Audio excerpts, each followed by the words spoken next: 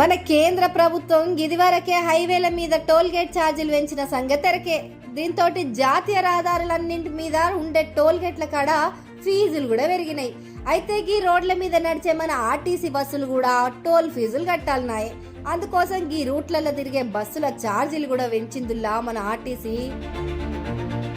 Express బస్సులలో అయితే 10 రూపాయల నుంచి 13 రూపాయల వరకు, డీలక్స్, సూపర్ లగ్జరీ, రాజధాని, గరుడ, వజ్ర బస్సులలో అయితే 13 రూపాయల నుంచి 16 రూపాయల దాకా, గరుడ ప్లస్ బస్సుల్లో 14 నుంచి 17 రూపాయల దాకా, non AC sleeper, hybrid sleeper బస్సుల్లో అయితే 15 నుంచి 18కి, ఏసీ స్లీపర్ బస్సులో 20 నుంచి 23 రూపాయల దాకా పెంచిన ఛార్జీలు ఇప్పటికే అమలవుతున్నాయోల్లా. ఇట్లా ఛార్జీలు పెంచిన ముచ్చటైతే ఆర్టీసీ అధికారులు ఎక్కడ చెప్పలేదు.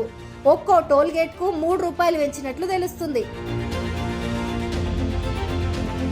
ఇక ఈ ముచ్చటిట్లుంటే దినాము బస్సులలో 30 లక్షల మంది ప్రయాణం చేస్తున్నారంట. ఇందులో 12 లక్షల మంది పట్నంలా, ఇంకో 12 లక్షల మంది పల్లె వెలుగు బస్సులలో తిరుగుతున్నారంట.